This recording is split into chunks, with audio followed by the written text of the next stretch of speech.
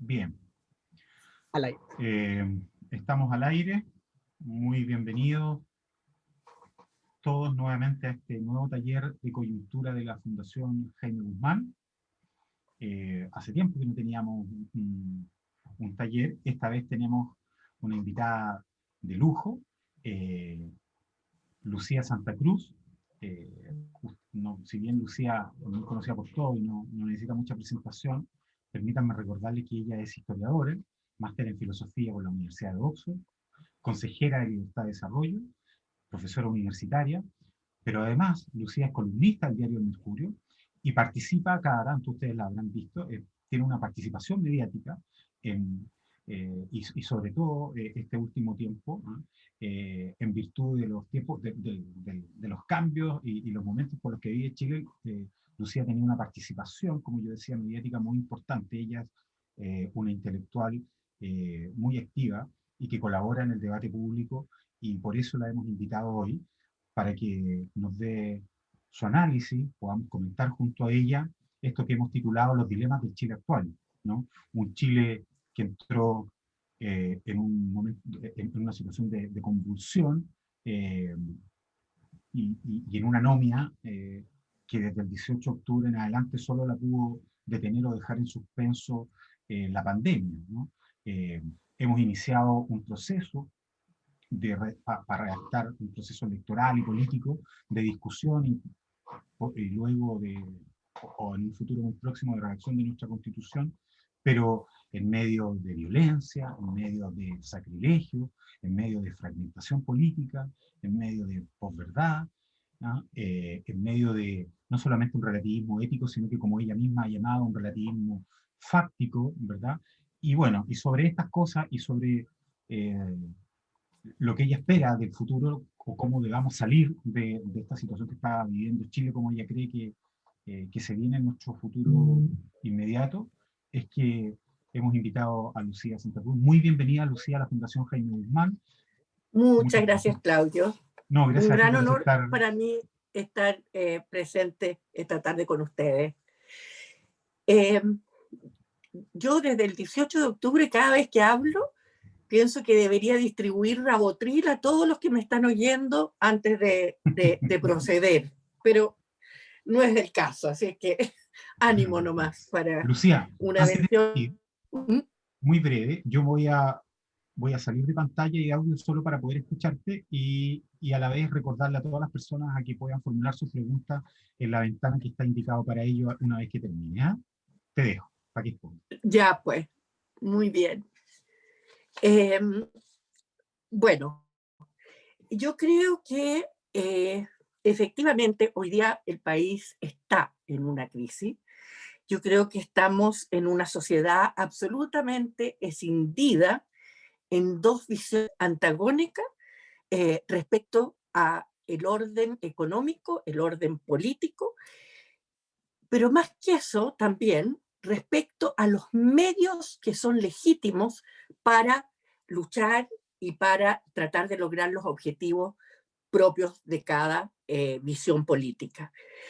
No cabe duda de que hay muchos clivajes o muchos ejes divisorios, pero yo creo que hoy día, realmente, y lo pienso hace mucho tiempo, mucho antes del 18 de octubre, que lo que está en juego es la democracia liberal representativa que nos ha acompañado en nuestra historia prácticamente desde los albores de la independencia, y una economía de mercado que ha garantizado el más grande progreso, no solo económico, sino que por sobre todo social, que el país haya visto, junto con una gran estabilidad política.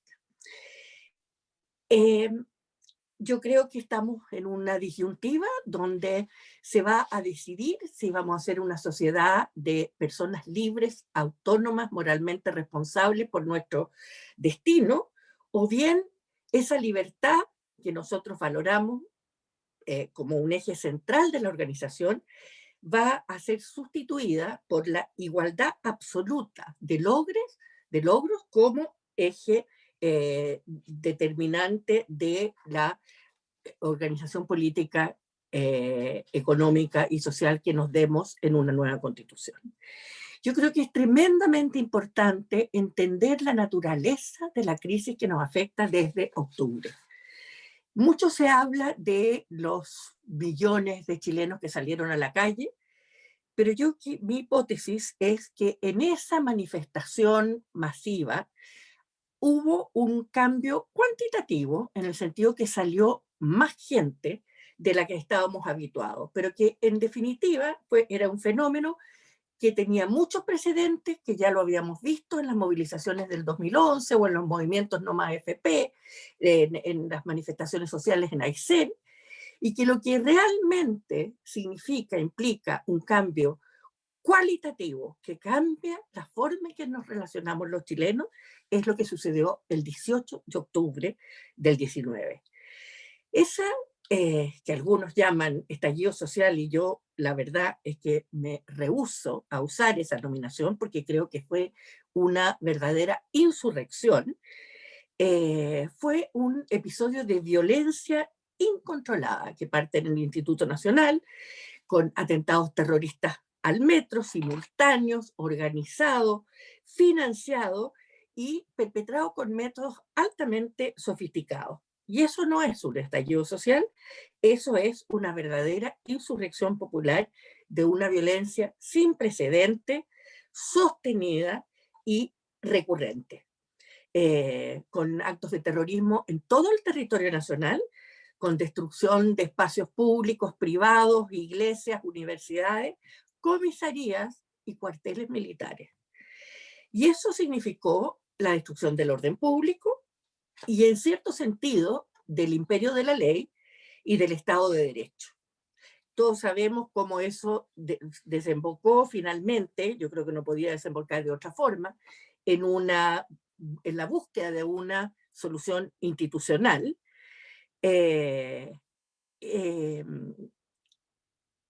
pero con un costo altísimo en términos, como decía, del Estado de Derecho, del imperio de la ley, pero también de la vigencia real en la práctica de nuestra Constitución. En el último tiempo hemos estado operando con un cuestionamiento permanente, sistemático, con el Congreso introduciendo medidas anticonstitucionales en 13 distintos proyectos de ley.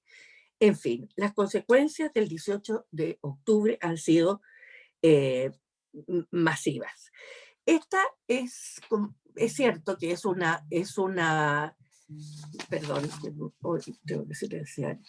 Esto es como se dice, es una insurrección con ciertas características peculiares, en el sentido de que no está realmente vinculada a los partidos en general, pero yo creo que sí tiene una columna vertebral que está dada por el Partido Comunista, que controla la mesa de unidad social, que ha sido la gestora de la mayoría de las convocatorias a movilizaciones de este tipo, y por algunos partidos del Frente Amplio, que también actúan, comandan en forma muy organizada movilizaciones institucionales territoriales. Entonces yo creo que es bien importante preguntarse qué ha pasado, cuáles son las causas, por qué hemos llegado a este nivel de crisis institucional. Yo creo que es importante tener en cuenta que aquí hay un objetivo político que por lo demás quedó develado al otro día de firmarse el acuerdo constitucional en noviembre, que es el objetivo político era, y yo creo que puede seguir siendo, la destitución del gobierno legítimo democráticamente elegido del presidente Piñera. Eso quedó clarísimo, acusaciones constitucionales, no solamente con los ministros de Estado, sino contra el propio presidente de la República. Y detrás de esa iniciativa, por supuesto, el Partido Comunista ha sido vital. Lo más grave de esta situación, o uno de los aspectos más graves, es que no solamente hemos visto una violencia inusitada, sino que hemos visto, sobre todo, creo yo, que es lo más grave, una complicidad pasiva y a veces activa con la violencia de todos los partidos políticos, incluidos aquellos que llevan el nombre de democráticos en su denominación, pero también de partidos que supuestamente adhieren a los principios de la democracia. Esto ha sido eh, particularmente notorio en divulgar la noción de que la violencia es un mecanismo legítimo en la discusión política y que por lo tanto vivimos en un país donde hay una proporción mucho mayor que en un país que podríamos decir civilizado de personas, especialmente jóvenes, especialmente de izquierda, que creen que la violencia es útil, eficiente, legítima y no llega al extremo de Lenin de decir que es además purificadora, pero que no tiene ninguna objeción en su uso. Bueno, yo decía preguntarnos las causas. Hay, como todos los fenómenos políticos complejos, obviamente tiene muchas dimensiones. Eh, yo creo que muchas veces no nos, no nos penetramos suficiente de cómo la transformación económica que experimentó Chile llevó a una verdadera revolución social con cambios dramáticos en las estructuras de organización social.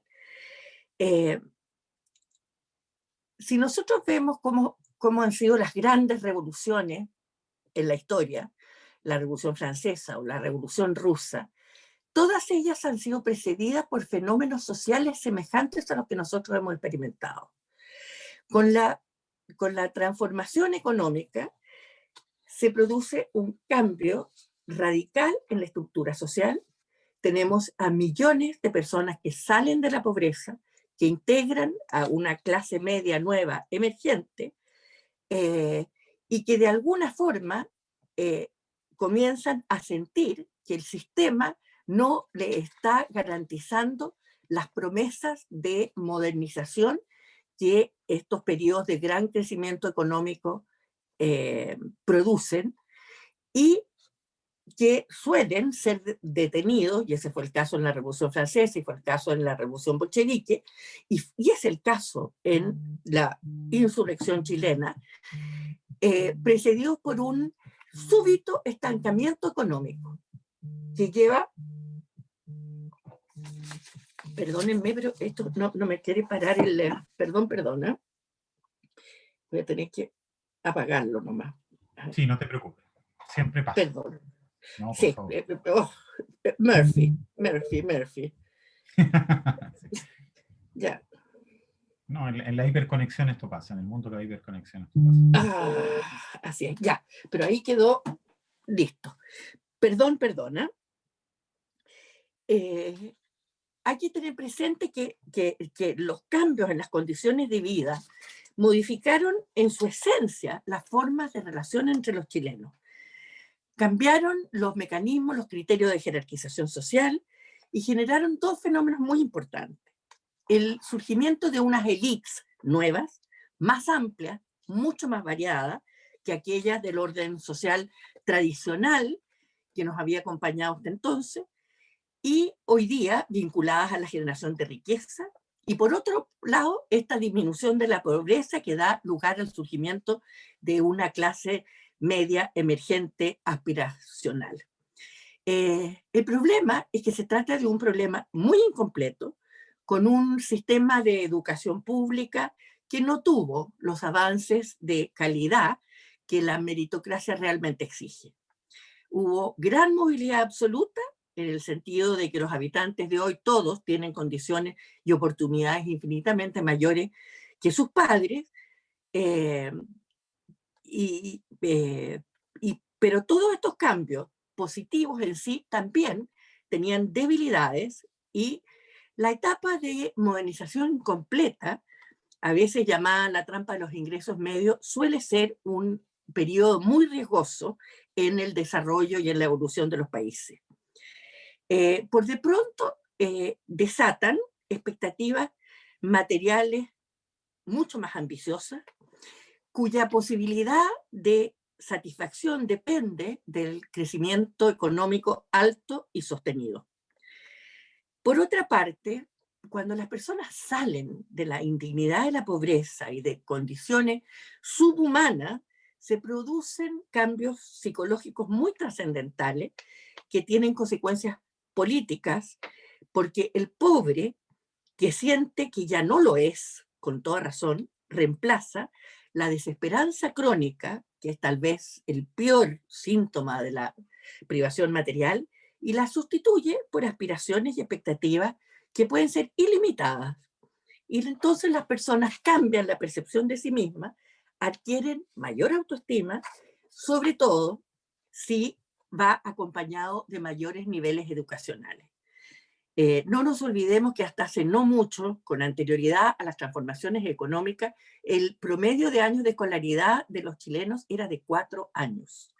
Hoy día tenemos una juventud que ya no tiene 4 años de escolaridad como sus padres, sino que lo más posible es que tengan no solamente la educación media completa, sino que también había un incremento enorme de personas de primera generación que acceden a la universidad. Eso es un cambio en la estructura de poder entre las generaciones muy importante y que yo creo que Carlos Peña tiene mucha razón cuando lo señala como uno de los hitos y uno de los aspectos que podrían explicar la crisis que estamos pasando. Entonces, esta nueva mentalidad que surge se siente, se sabe, y con razón, iguales, y exigen y reclaman sus derechos y un trato igual ante la ley y en dignidad, sobre todo en dignidad y ante la ley. Y en estos periodos de transición no siempre reciben esa igualdad de trato. El último informe del PNUD sobre la desigualdad nos deja en claro que la desigualdad que las personas más resienten es la desigualdad en el trato, la desigualdad ante la ley, la desigual valoración de la dignidad de cada cual. Y por eso creo yo que las conductas y las prácticas, como el uso de información privilegiada, la corrupción, la mala atención a los clientes, las evasiones tributarias, cometidas por algunas empresas, y dicho sea de paso, son una minoría en el país, abiertamente contrarían las promesas de la economía de mercado, que son la igualdad como consumidores y la competencia sobre la base de precios, calidad, innovación, entre otras, pero ciertamente no monopolios, ni colusión, ni malas prácticas que no son aceptables bajo ningún criterio en ningún país del mundo cuando lo que se quiere es tener una economía de mercado funcional. Porque el concomitante de esta revolución que hizo Chile es el reemplazo de la adjudicación de las recompensas, del prestigio, del poder, de la cuna por el mérito. Y en el sistema meritocrático no puede aceptar que las posiciones de la sociedad nazcan de privilegios ni tampoco sean el resultado de abusos. La desigualdad generada por la meritocracia en todas partes del mundo tiene una valoración muy superior a otras formas de organizar la desigualdad. Pero esa valoración o ese prestigio, legitimidad moral, se ve totalmente socavada por el efecto de abusos y con ello se debilita, y es lo que hemos experimentado, la justificación moral de un orden de sociedades libres. Ahora, también hay que tomar en cuenta que todo esto se produce también en el contexto de unas grandes nuevas disfunciones sociales. Eh, Voy a citar solo dos ejemplos que me parecen paradigmáticos. Chile tiene el récord del mayor porcentaje de niños nacidos fuera del matrimonio. La última cifra que yo tengo, pero puede ser mucho más hoy día, es del 73%. No hay ningún otro país con ese nivel de cifras de nacimiento fuera del matrimonio. ¿Y por qué importa esto? Porque significa una monopaternidad ejercida generalmente por una madre sola que debe velar por la crianza, pero también por la subsistencia de sus hijos. Hay un dato muy dramático, que el 40% de las mujeres llegan a parir a los hospitales públicos solas y salen de ahí sin ningún acompañamiento. Y esto tiene el agravante que los avances en la monopaternidad o de los embarazos adolescentes se distribuyen en forma desigual en los distintos estratos sociales y económicos. Por ejemplo, 20% de ellos corresponden a las comunas más pobres y solo 2% a los barrios altos acomodados. Esto es, tenemos entonces una revolución de expectativas, un orden social agitado por los cambios económicos y obviamente problemas políticos graves en términos del prestigio de las instituciones y especialmente del Congreso, de los partidos políticos, pero también del ejército, de los carabineros, etcétera, etcétera. Pero yo, bueno, puede ser porque yo efectivamente soy historiadora y mi especialidad ha sido la historia de las ideas. Y claro, nadie puede afirmar que la Revolución Francesa sea la culpa de Rousseau, pero tampoco es factible, creo yo, entender estos grandes conmociones en el desarrollo de los países sin referencia a los orígenes culturales y al cambio del sentido común y del clima de opinión que la precedió. Todo cambio importante suele estar anticipado por la instalación de una idea fuerza, que si no es contrastada por un análisis crítico por parte de los intelectuales, se transforman en un eslogan con fuerza arrolladora. Y yo creo que eso es precisamente lo que no sucedió aquí, pues intelectuales, medios de información, las redes sociales, los periódicos, la televisión, lejos de cuestionar esta verdad que empieza a surgir como incuestionable, la van ahondando y consagrando. Y hay dos ideas que a mí me gustaría destacar que han sido muy importantes en el desarrollo de lo que estamos viviendo. Una es la idea de que los pactos, que los acuerdos, que los consensos de la transición habían sido una trampa, porque no habían logrado desmantelar el modelo de desarrollo. Y segundo, la idea, más potente aún, que la desigualdad era el principal problema del país, que ella se había originado como resultado del llamado neoliberalismo, que aumentaba cada vez más y que los ricos eran cada vez más ricos y los pobres cada vez más pobres. Todas estas afirmaciones, todas estas premisas fundamentales de este relato no tienen base factual alguna, sino por el contrario.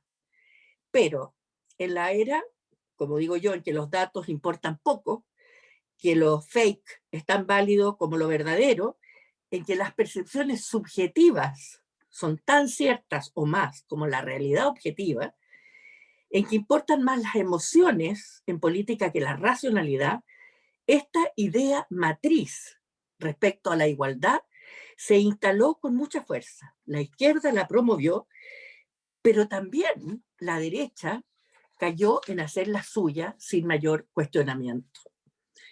Y esto tuvo varias consecuencias nefastas.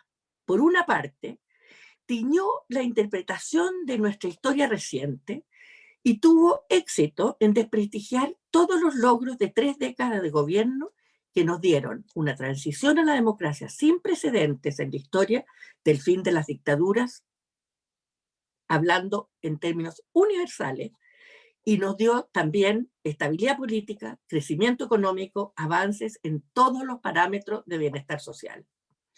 Claro, porque si a pesar de estos avances subsistía una mala distribución de los ingresos, que efectivamente en cierto modo ha mejorado, pero continúa siendo insatisfactoria, que esa verdad, esa visión logró opacar, obstruir cualquier relato positivo respecto a los últimos 30 años. Tanto así que hoy día pueden enorgullecerse de que quemaron las estaciones del metro no por 30 pesos, sino que por los 30 años.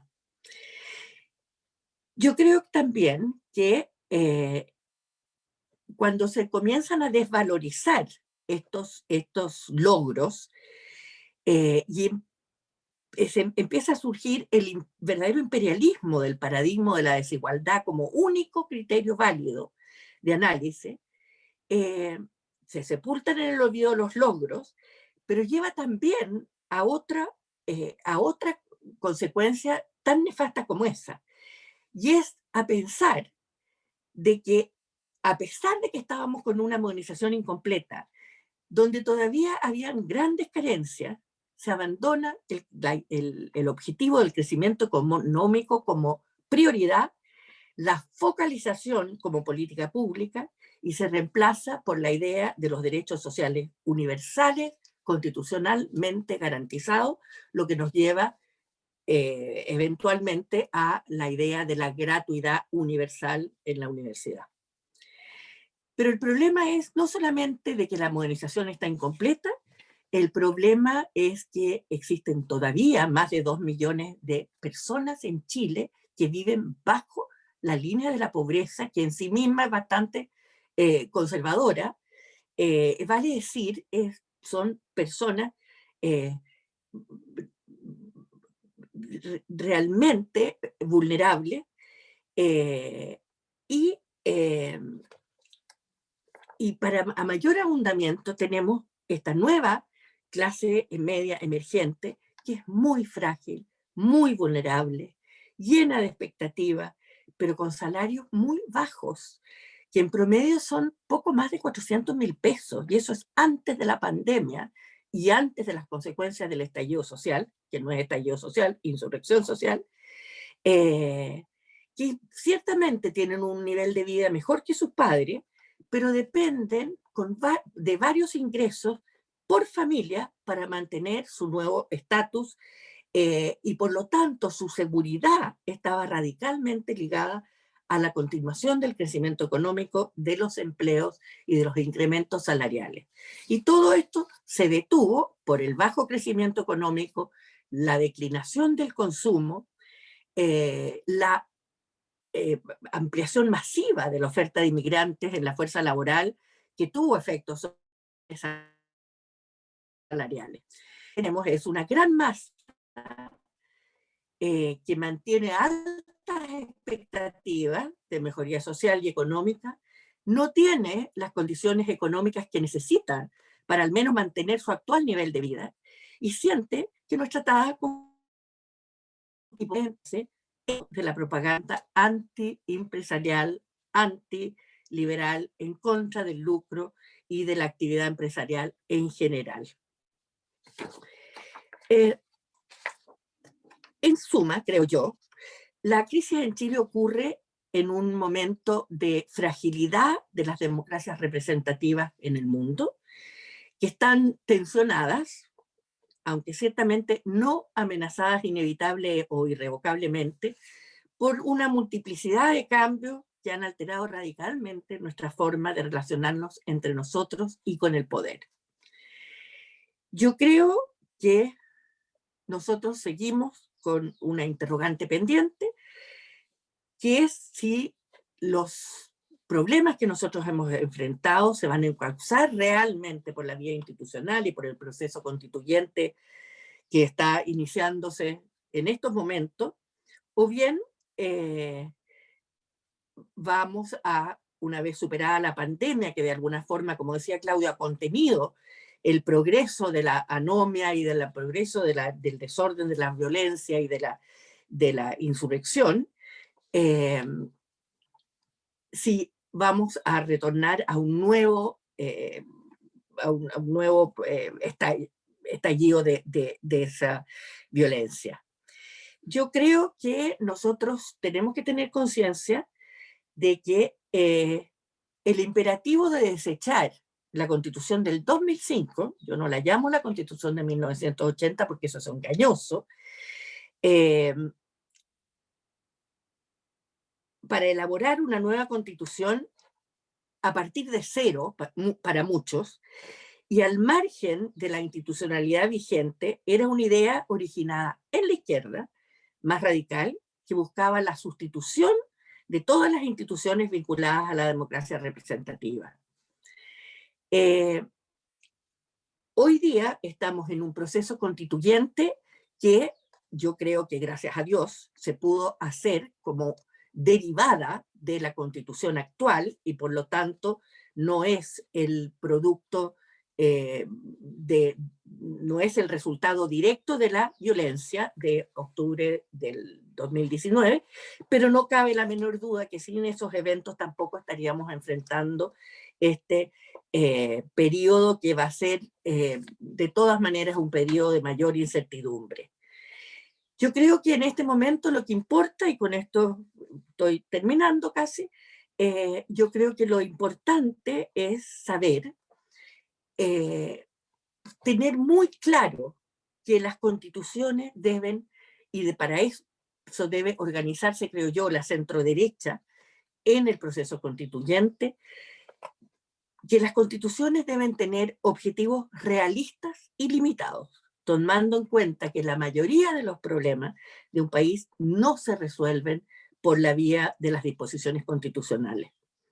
La función principal de las constituciones, siempre desde la Magna Carta, ha sido resguardar la libertad de las personas frente al poder potencialmente arbitrario de los gobiernos y distribuir el ejercicio del poder en órganos independientes, ejecutivo, legislativo, garantizar una justicia verdaderamente independiente y autónoma y que sea la expresión de la ley más que de la subjetividad y de las opiniones personales respecto a lo que es justo de los jueces, para que actúen de este modo estos organismos como contrapesos y equilibrios para contrarrestar el posible abuso de autoridad. Y en ese sentido, yo creo que tenemos que saber que las constituciones no deben entregar contenidos sustantivos de políticas públicas, porque tienen que ser lo suficientemente flexibles para acomodar los cambios vertiginosos de la modernidad. Yo creo que podría perfectamente bien haberse, yo creo que la izquierda podría haber querido transformar las restricciones al teletrabajo en una medida constitucional, porque esa ley que restringió el teletrabajo ocurrió antes de la pandemia. Imagínense ustedes lo que sería la situación hoy día en que todos hemos dependido en un 90 o 100% en algunos casos de la posibilidad del trabajo a distancia. Bueno, pero sobre todo yo creo que atendida la falta de consensos, va a ser indispensable tener una constitución que sí garantice lo que es esencial,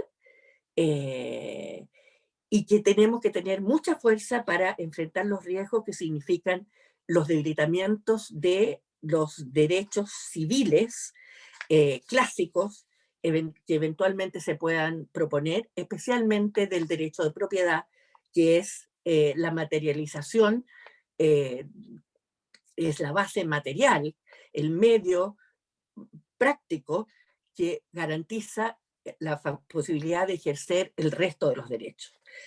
Después, el segundo riesgo que creo yo es importante es la introducción de derechos económicos sociales judiciables, porque eso va a llevar a una judicialización de la política con nefastas consecuencias, y va a llevar también a, al gasto público ilimitado, puesto que ya, por ejemplo, tenemos que la Corte Suprema ha decidido que el derecho a la vida exige que el Estado pague los remedios, por caros que ellos sean, de cualquiera que vaya a reclamarlo judicialmente. También va a estar en juego algo que es muy importante, que es la participación privada en prestaciones de servicios públicos. Y cuando digo que esto es importante, me refiero por sobre todo a la libertad de enseñanza. Yo creo que el riesgo mayor y el daño mayor que nosotros hemos experimentado ha sido la virtual estatización de la educación bajo el gobierno de la nueva mayoría, por cuanto el Estado no solamente financia, sino que además controla el 93% de la educación, y, eh, y por lo tanto yo creo que eso es uno de los puntos, y como ya me he pasado 5 minutos del tiempo que me habían destinado, lo dejo hasta aquí y quedo abierta a contestar las preguntas que me quieran plantear. Muchísimas gracias. Gracias a ti, Lucía. Oye, no te imaginas la cantidad de preguntas que a mí me han surgido, Lucía, y no, el tiempo siempre es Me agotado. alegro. Voy a partir por una que me parece la más fácil de preguntar, pero no sé si la más fácil de responder, Lucía. Probablemente la más difícil. Primero agradecerte ese carácter con el que nos has recordado de algún modo esas ideas que debiera defender eso que hoy día todavía llamamos derecha. Sin embargo, a propósito de que ha surgido una descripción como la que todos conocemos, ¿no? De que existe una derecha social y una económica. Yo te pregunto, en ese contexto, ¿tú suscribes a esa descripción, Lucía? O de otro modo, ¿qué entiendes hoy día por derecha o cuántas derechas ves tú? Y esta es la parte más difícil, tal vez, créeme, a pesar de lo conceptual de la primera parte, es, ¿tú crees posible que se pueda plasmar? ¿Tienes esperanza de que este discurso, este llamado a la responsabilidad propia de la identidad derecha que tú nos has descrito en términos de la libertad de educación, la colaboración pública-privada, ¿cierto? Ciertas pistas que nos diste para enfrentar lo que viene en el proceso de redacción de nuestra Constitución, ¿es posible hoy día, con comillas, los liderazgos que nosotros vemos en una columna? Con esto termino, lo considero a propósito de una columna tuya, creo que fue la última o una de las últimas, no recuerdo, Lucía, en que tú hacías alusión a la política de los sacrilegios, sin llamarlo así, yo lo estoy llamando así, lo estoy haciendo mío. Pero lo que más te llamaba la atención es que esta política de los sacrilegios, estos populismos, esta adhesión incluso a los temas fáciles, responden hoy día a la vez a los políticos que tienen mayor grado de popularidad. Entonces, no sé si se entiende en un punto qué derechas ves tú y básicamente si crees que es dable o palpar este llamado que nos haces tú.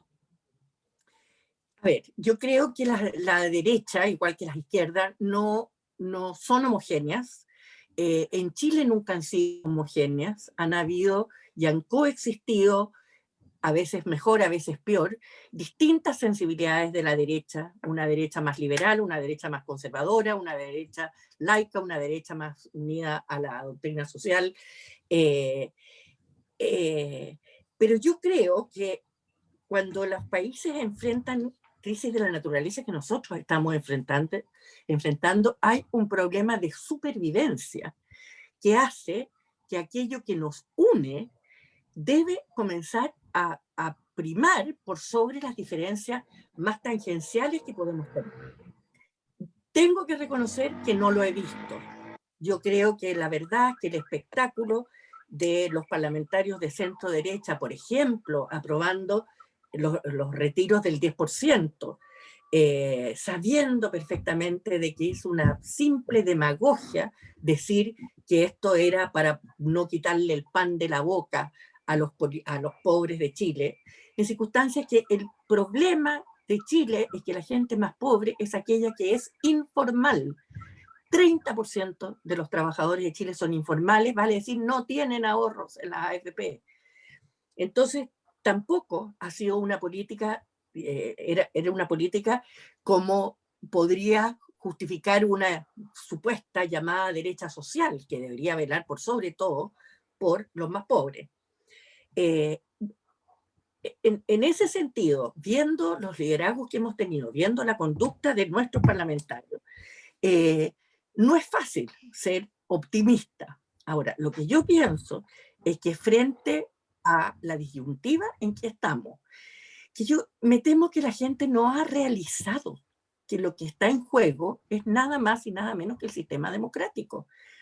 Si no puede, hay que leer lo que el documento del último Congreso del Partido Comunista, y hay que saber de que los partidos de la democracia cristiana, del PPD, de partidos que naturalmente fueron durante años socialdemocracias, pero izquierdas renovadas, etcétera, etcétera, estuvieron dispuestos a pactar con el Partido Comunista, que hoy día tiene sus hijos novatos, que son el Frente Amplio, con partidos que siguen reivindicando la vía armada, sigue reivindicando el uso de la violencia, sigue reivindicando la preparación militar de sus cuadros, etcétera, etcétera.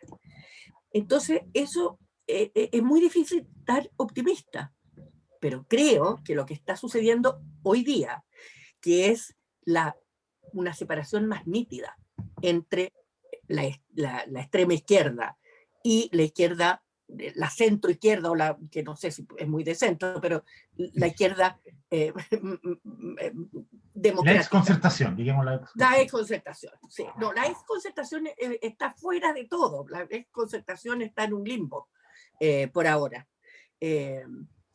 Entonces tú tienes razón, pero yo creo que que hay ciertas cosas que puede unir a la derecha. Yo creo que la economía de mercado es una de ellas. Ahora, uno podrá discutir cuánto va el Estado a suplementar las transacciones de mercado, cuánto subsidio va a haber, cuánto gasto social va a haber, etcétera, etcétera. Pero dentro de lo que es una economía con mercados libres, abierta a la competencia, abierta al mundo, globalizada, etcétera, etcétera. Yo creo que en la derecha hay un acuerdo. Fíjese que yo ahora vamos a publicar en Libertad y Desarrollo un libro que yo llamé Los padres fundadores del liberalismo chileno. Y curiosamente, de los 4 que ahí fueron conferencias que se hicieron al respecto, de los 4 pensadores liberales, entre comillas, del siglo XIX, 2 de ellos eran miembros del Partido Conservador. Y fue en la defensa de las libertades y los derechos de la Iglesia Católica que se entronizaron en Chile principios liberales como la libertad de enseñanza, que fue contra la voluntad del Partido Liberal. Entonces, existe una tradición de adhesión a la libertad, a la responsabilidad individual, etcétera, etcétera, que yo creo que podemos rescatar. Y yo creo que muchos de los planteamientos que se están haciendo de la derecha social o de la derecha que responde a la pulsión popular o la filosofía de Hugo Herrera, por así decirlo, no tienen un fundamento intelectual sólido. Y en el caso de los políticos que acuden a esas justificaciones, yo creo que son más bien estrategias populistas, demagógicas, que curiosamente yo creo que van a ser muy contraproducentes, porque yo creo que en política la credibilidad va a ser cada vez más apreciada.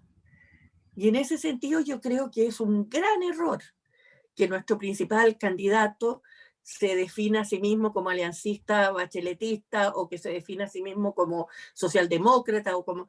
No, yo creo que la gente tiene que hoy día eh, tener muy claro qué es lo que la distingue, qué es lo que nos distingue del socialismo. Sí. Lucía, créeme que me quedan muchas cosas que me hubiesen gustado conversar contigo, pero voy a tener que dar la palabra a los demás porque de eso se trata esto. Hay varias personas que están inscritas. Quiero partir por Elisa Valdés, que está anotada con una pregunta. Ahí debería estar Elisa con su micrófono ya activado. Elisa. Hola, ¿me están escuchando bien? Muy Sí, bien. perfecto. Qué bueno, muchas gracias.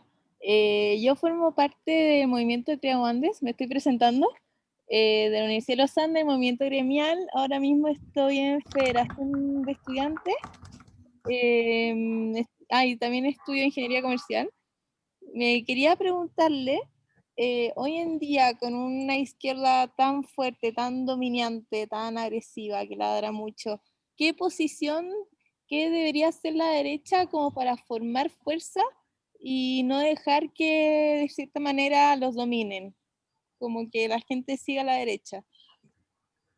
A ver, a mi Gracias, Elisa. juicio, a mi juicio, lo que hay que hacer, primero que todo, es tener claro qué significa ser de derecha. Y segundo, restaurar el vigor que le da a la derecha, el saber, el sentirse orgullosa de aquello que ha podido realizar. Yo sé que pesa la mochila de la dictadura, de los derechos humanos, etcétera, etcétera. Pero también hay aspectos que la derecha históricamente ha sido la gran defensora de los derechos humanos, eh, entonces yo creo que conocer cuáles son nuestros principios. En segundo lugar, orgullosamente defenderlos sin, sin este intento permanente de algunos liderazgos de derecha de disfrazarse, de emular las ideas. ¿Qué es lo que pasó con la idea del igualitarismo? Si el igualitarismo no es una idea de derecha. Eh, Sin embargo, hemos oído, yo las retóricas más encendidas, igualitaristas, se las he oído a representantes de la derecha chilena. Entonces, yo creo que hay que tener mucho coraje, mucha claridad y mucho autorrespeto, porque yo creo, sinceramente, yo siempre lo digo, yo no le he destinado tantas horas de mi vida, a veces sacrificando cosas que son muy importantes, como la familia, etcétera, etcétera, a defender estas ideas, eh, para tener un punto más de crecimiento económico, o para que los ricos sean más ricos, o para que las empresas sean más grandes. Yo realmente creo que hay un conjunto de ideas subyacentes a ser de derecha que tienen una dimensión moral. Yo creo que una persona que no es libre para tomar sus decisiones, que no es libre para desarrollar su proyecto de vida, es una persona que no puede tener responsabilidad moral y por lo tanto no puede ser ni buena ni mala, porque aquello a lo que nosotros nos fuerzan no tiene valor moral de ninguna especie. La única forma de ser un ente moral es ser un ente libre. Yo libremente decido ser solidaria. No necesito ni significa que soy solidaria si el Estado me impone una carga tributaria mayor. Eso no es, eso no es lo que me hace a mí virtuosa, me hace simplemente una ciudadana que tiene que cumplir con la ley. Pero para ser un ciudadano moral hay que saber ejercitar las decisiones en forma libre y autónoma. Entonces y fuera de eso, de esta dimensión como moral de ser de derecha, no cabe la menor duda, porque eso está avalado empíricamente en todas partes del mundo, que las ideas en las cuales nosotros creemos han sido las únicas que por primera vez en la historia de la humanidad han sido capaces de crecer, de aumentar la riqueza del planeta, de modo que puedan sobrevivir muchos más, un número mucho mayor de personas, y ha transformado a través de los logros que la economía libre da, la, la, la demografía, la calidad de vida, las condiciones materiales de vida y sobre todo las posibilidades y las oportunidades de cada uno de los chilenos, por pobre que sea. Y no solo de los chilenos, sino que en el mundo no hay ni un ejemplo donde el socialismo haya podido obtener estas ventajas que la economía libre y la democracia representativa puede ofrecer. Entonces, esas dos dimensiones yo creo que es la que uno tiene que defender. Desgraciadamente, una de las debilidades, y por qué la izquierda es tan fuerte, como decía Elisa, es porque nosotros, la derecha, yo no, y ustedes tampoco, la derecha tiende a ser eficientista. Entonces cree que con una hoja Excel en que muestra que el 1% más o que el empleo subió 3%, etcétera, etcétera, va a transformar, va a tener un relato y un mensaje atractivo para las personas. No, el mensaje atractivo es la moralidad subyacente y el hecho, y de eso Adam Smith lo recalcaba permanentemente, el hecho de que la economía libre es el único medio para introducir la posibilidad de crear riqueza para más personas y por lo tanto ir eliminando la pobreza que ha sido siempre el acompañante permanente de la humanidad hasta el siglo XVIII, cuando empiezan a surgir estas ideas propias del capitalismo y de la democracia. Permítame agregar un punto y coma a la pregunta que te hizo Lisa, que tú acabas de responder. Esa debilidad hoy día que permea también en la derecha, que tú lo decías, ¿crees, Lucía, a qué se debe? Nos hemos dejado llevar por el populismo, falta de formación de los partidos, hay responsabilidad de las élites culturales, académicas, los partidos están desordenados. Yo no te pido una monocausalidad, digamos, no te pido, pero ¿cuáles serían, a tu juicio, las razones mandantes? Fíjate que yo a ver, también esta es una deformación profesional. Hay un dicho que dice, el que escribe la historia es dueña del futuro. Y desgraciadamente nosotros, la derecha, ha permitido de alguna forma que se escriba la historia. Hay un predominio de la interpretación de izquierda e incluso de la interpretación marxista ortodoxa de la historia de Chile, que yo creo que tiene consecuencias muy graves. Y yo, la verdad es que no he visto ningún centro, ningún instituto, que haya destinado realmente los recursos necesarios para desarrollar una visión histórica que sea más acertada y que fuera también más beneficiosa para la derecha. Yo creo también que durante mucho tiempo, y yo lo vi mucho eso, yo además participo del mundo empresarial, soy directora del Banco Santander, de compañías de seguro, y la verdad es que durante mucho tiempo hubo una prescindencia tremenda de los empresarios del contexto político. De alguna manera se llegó a creer de que la política era una cosa que estaba allá y lo que importaba era lo que yo hacía en la economía y cómo yo crecía y cómo yo invertía y cómo yo, olvidando de que al revés de lo que se decía en Estados Unidos, it's the economy, stupid, yo creo que nosotros hoy día podemos decir it's politics, stupid. Vale decir, la política tiene una influencia en la economía radical.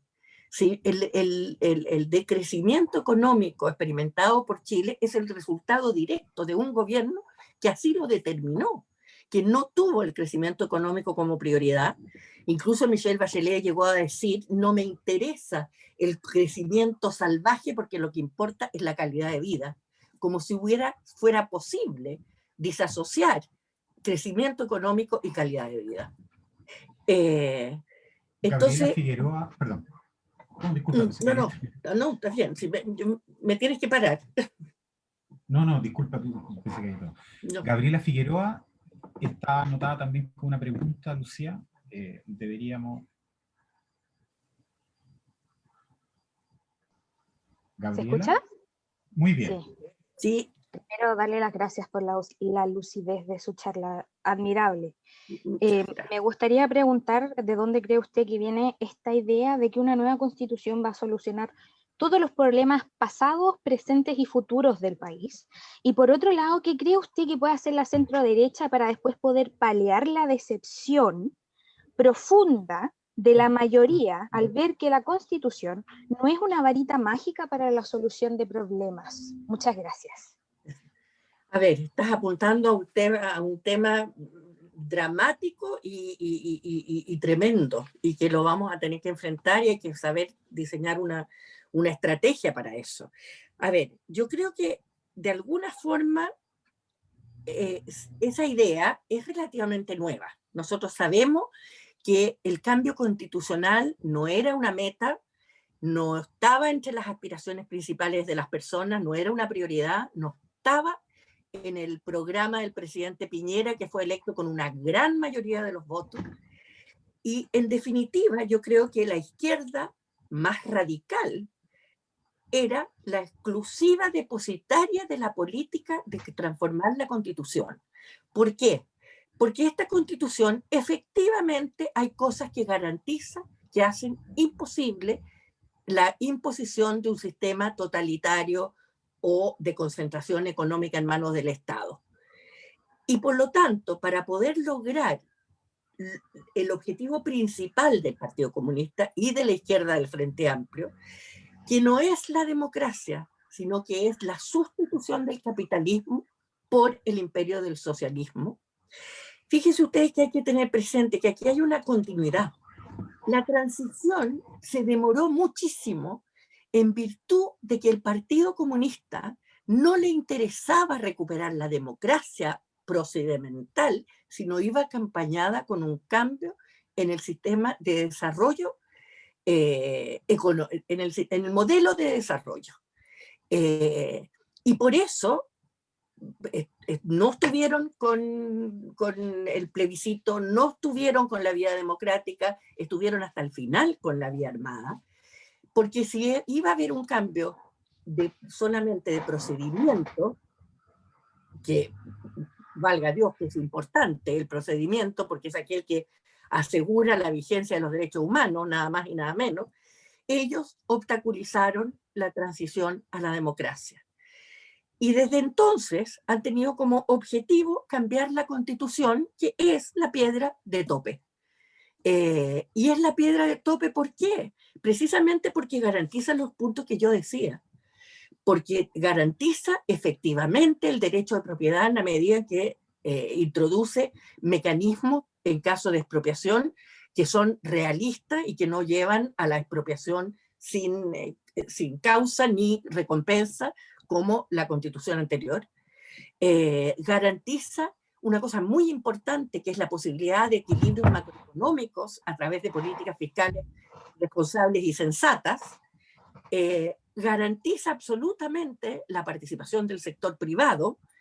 Entonces, claro, la Constitución actual es un obstáculo para las ideas de la extrema izquierda, pero no lo es para la mayoría del país. Fíjense que se han instalado tantos eslogans respecto a la Constitución. De partida es la Constitución de la subsidiariedad. Y Ricardo Lago dijo: yo no puedo apoyar una Constitución que en su primer habla de la subsidiariedad. La palabra subsidiariedad no existe en la Constitución de 1980 y menos en la de 2005. La subsidiariedad jamás ha implicado, como dice la propaganda, la abstención del Estado en la solución de los problemas públicos. Si este país, ¿cómo va a ser un país que no tiene, que es neoliberal y que no tiene preocupación por los derechos sociales y económicos. El derecho a la salud está garantizado. ¿Y qué sacamos con que el derecho a la salud esté garantizado? Si, como yo escribí en una columna también, en Chiloé, en un pueblo, una persona que tiene un infarto y va a sacarse un electrocardiograma, resulta que en la posta no hay un aparato para tomar el electrocardiograma, y en el pueblo al lado sí hay, pero no hay papel para imprimirlo. Entonces, esa confusión entre lo que son los problemas políticos de políticas públicas y los problemas constitucionales es lo que ha llevado a la creación de esta expectativa de la panacea, que era lo que uno vio el día de la votación del apruebo. O sea, toda esa gente que salía al nuevo comienzo, al nuevo... ¿Qué va a pasar cuando efectivamente veamos que las constituciones no son ni resuelven los problemas que son las prioridades de las personas? Ni la educación va a mejorar su calidad, ni la salud va a mejorar, ni el medio ambiente va a mejorar, porque ya tenemos el medio ambiente libre de contaminación garantizado en la Constitución. Y este es un país, no nos olvidemos, como yo decía, este país, el Estado controla el 93% de la educación porque la financia.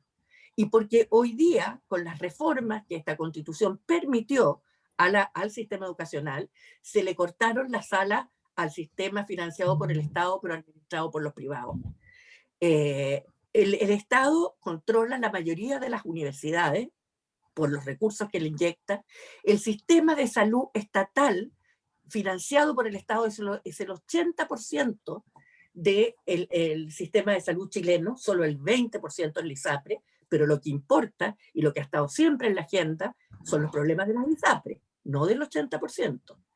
Entonces toda esa propaganda y esa tenacidad en la búsqueda de sus propios objetivos, yo creo que hizo que todo el mundo se fuera sumando y que tuviéramos dentro de nuestros propios candidatos presidenciales una adhesión a la idea de que la nueva Constitución va a cambiar el horizonte de los chilenos. Y eso va a desatar unas expectativas que yo no sé, desgraciadamente no puedo dar respuesta a la parte importante de la pregunta, que es cómo vamos a enfrentarlo. Lucía, la próxima pregunta la va a realizar Héctor Arroyo. Él está haciendo una pasantía a la fundación. ¿Me escuchan? Sí, perfecto. Perfecto, un gusto conversar con ustedes. Bueno, me presento, soy Héctor Arroyo, estudiante de tercer año de Ciencia Política en la Universidad de Desarrollo, participo en el movimiento gremial, y tal como dijo Claudio, estoy haciendo la pasantía a la fundación. Bueno, mi pregunta en parte se respondió con parte de sus respuestas anteriores, pero es sobre la batalla cultural, que experimenta las ideas de la derecha en contra de la idea de la izquierda, y en específico sobre lo que pasó en octubre de 2019. Es decir, que lo que ocurrió ahí podría ser tomado como la constatación empírica o un hecho de que existe una derrota por parte de la derecha en la batalla o guerra cultural, ya por el constante cuestionamiento al modelo de desarrollo, las ideas de la libertad, el libre mercado, etcétera, que se buscó destruir casi hasta los cimientos, se decía, y lo que al final desembocó en el proceso constituyente que la idea es buscar cambiar nuestro sistema político. Y sobre eso, ¿qué rol cree usted que juegan las instituciones educativas como la universidad o colegio en la formación de los jóvenes, no solo académicos, sino cultural? ¿Cree que la politización que muchas veces se acusa a universidades tradicionales estatales por parte de colectivos de izquierda son responsables en alguna medida de el clima violento y anárquico que reinó en octubre de 2019? Esas dos preguntas son las que quería realizar. A ver, yo, Héctor, no tengo duda de la segunda pregunta de que ha sido que ese adoctrinamiento en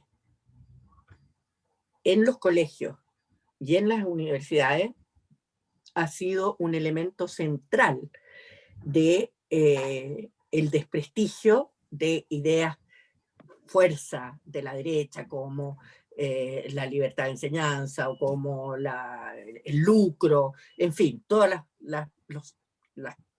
los íconos que han ido conquistando para desprestigiar el sistema. No cabe la menor duda. Si uno ve, y vuelvo a la historia la forma en que se enseña la historia. Yo tuve la oportunidad, cuando Mariana Elwin, el ministra de Educación, me pidió que revisara algunos de los textos escolares. Y realmente, y en otra oportunidad también tuve la ocasión de revisar los currículum escolares. Y realmente es impactante. Si uno compara lo que es un currículum escolar en Inglaterra o en Francia, donde a la persona le van a decir, por ejemplo, tendrá que estudiar los distintos aspectos y las distintas interpretaciones de la Revolución Francesa, en Chile el currículum decía, y los estudiantes tendrán que saber que el gobierno de Pinochet fue el peor violador de los derechos humanos, etc. Vale decir, eran currículums que no planteaban preguntas, sino que daban respuestas, y por lo tanto instauraban una idea monolítica respecto a la interpretación de nuestro pasado. Eso tiene muchas consecuencias, o sea, eso, por supuesto, ¿cuántas familias de familias de colegios particulares, yo creo que incluso de la Universidad del Desarrollo, de la Adolfo Ibáñez, de los Andes, salieron a protestar el 25 de octubre. Salieron a protestar el 25 de octubre porque han hecho suya una cultura en que el sistema está totalmente desprestigiado. Pero la primera pregunta hablaba de la derrota cultural, y en eso yo quiero, yo creo que hay una declinación de los valores democráticos y capitalistas, por así decirlo, no solo en Chile, sino que en el mundo entero. Pero eso no significa una derrota, estas cosas son cíclicas. Los climas de opinión no clavan la rueda de la fortuna en forma inamovible. Yo creo que es perfectamente posible entrar en ciclos distintos y los climas de opinión van cambiando.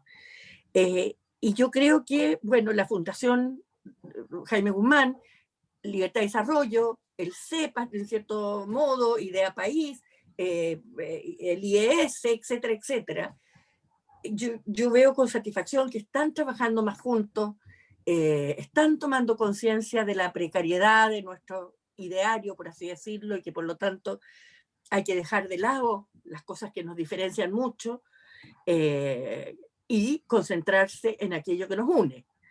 Entonces, para mí no es una derrota en el sentido que la guerra no está... Yo soy de la generación que fue clasificada de momia, muerta, sepultada, momificada. Y la derecha renació a poco andar de ser momificada y seguirá, porque en política yo creo que el eje central de la discusión, desde los griegos en adelante, ha sido este conflicto entre la persona individual y su libertad y las imposiciones que la colectividad hace a esa libertad. Y eso es un problema insoluble, porque siempre van a haber personas más colectivistas y personas que mantienen la antorcha de la libertad. Y eso están en una dialéctica permanente, y hay momentos en que unos triunfan y después otros.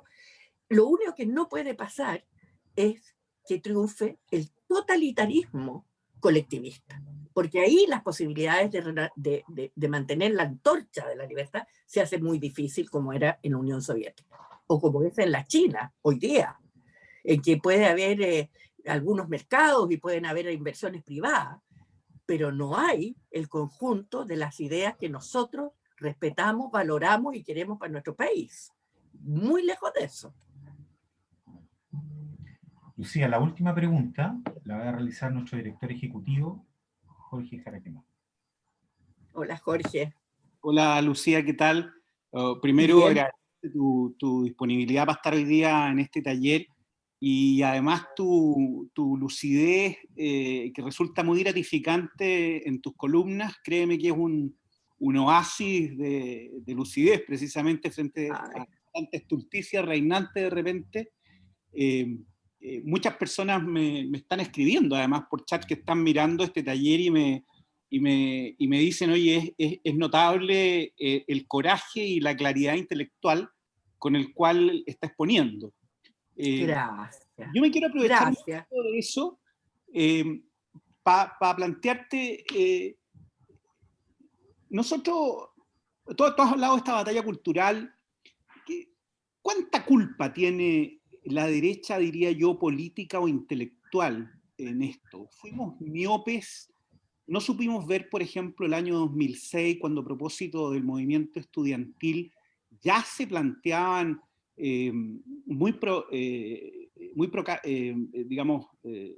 preliminarmente estas ideas de no más AFP, de una asamblea constituyente, 14 años atrás, digamos.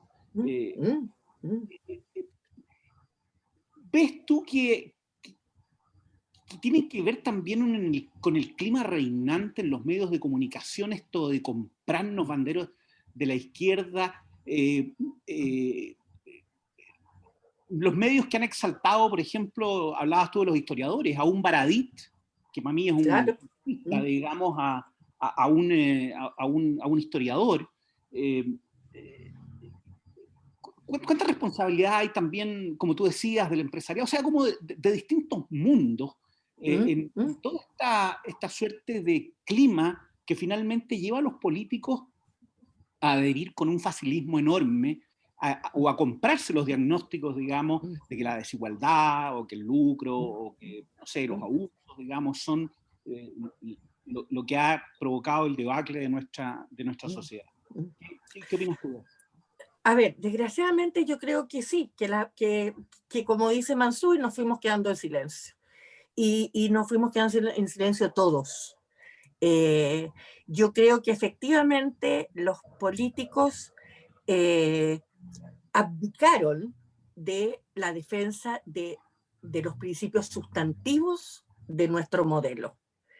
Yo creo, yo el libro que escribí, la igualdad liberal, nació en cierto modo como respuesta a lo que fue la elección presidencial entre Lagos y Lavín, porque ahí yo me di cuenta que era tremendamente grave que tanto el diagnóstico de Lavín como de Lagos era que el problema principal de este país era la desigualdad.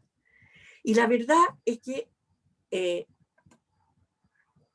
como consecuencia, la consecuencia lógica de eso es que si hoy día la desigualdad es el problema principal, es porque es producto de este modelo. Pero los datos objetivos son que la desigualdad de ingresos, que es una forma de medir la desigualdad, no la más importante, ha sido más o menos la misma bajo todos los modelos de desarrollo. Siempre los ricos han tenido una participación mayor de la riqueza del país que en otros países.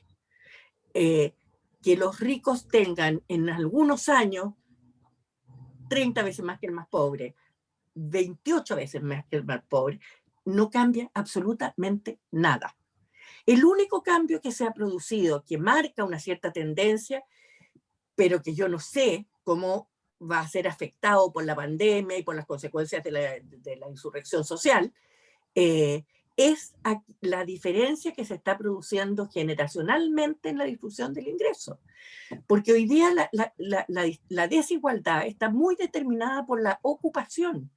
Y claro, la ocupación de personas con 4 años de escolaridad no es la misma que la ocupación y los ingresos que reciben personas con educación universitaria, aunque sea baja todavía, pero sin embargo es 4 veces la que recibe las personas sin educación universitaria. Entonces, ay,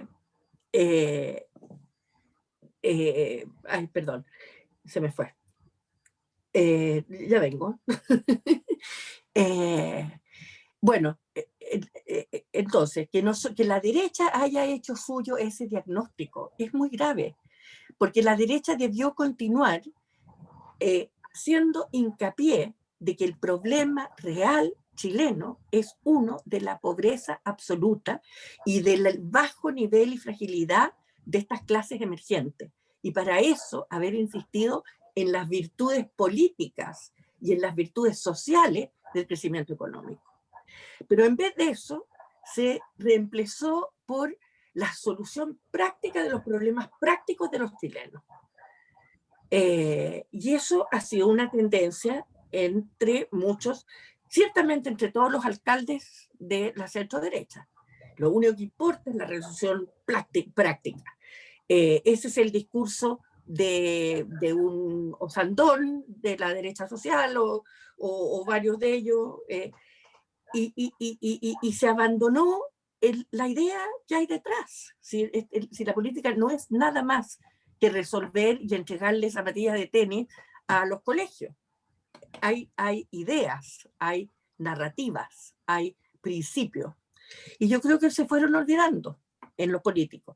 Y como dije con anterioridad también, la clase empresarial se divorció y ignoró la importancia del contexto político para el desarrollo de la economía.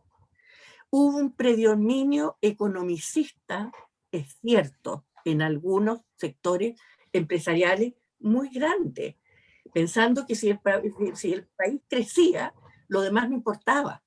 Y no es así, porque la política está hecha de muchos factores, porque el ser humano no es el homo economicus que algunos defienden o defendieron, es una entidad mucho más compleja que tiene aspiraciones variadas y que eso es muy agudo entre la juventud. La juventud tiene, yo decía el otro día, a propósito, no me acuerdo cuál columna era, pero esto de Chesterton, que cuando la gente elige, dice él, no creer en Dios, no es que no crea en nada, está dispuesta a creer cualquier cosa. Entonces también es cierto que ante este vacío de causas y de luchas, empiezan a surgir causas más sólidas. Y muchas de la juventud, muy motivada por el medio ambiente o por lo vegano o por los animales, etcétera, etcétera, han ido sustituyendo y dejando, esfumando y en forma borrosa los problemas reales que tienen las personas.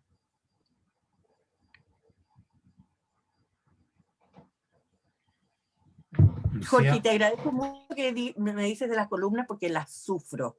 Yo esta semana que no tengo que escribir es la semana más feliz del mes. La próxima va a ser una tortura.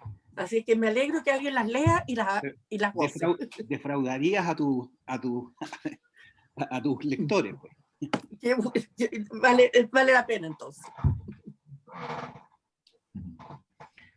Bueno, Lucía, se nos ha pasado el tiempo, nos hemos pasado mucho más de lo que nos habíamos comprometido, también. Y eso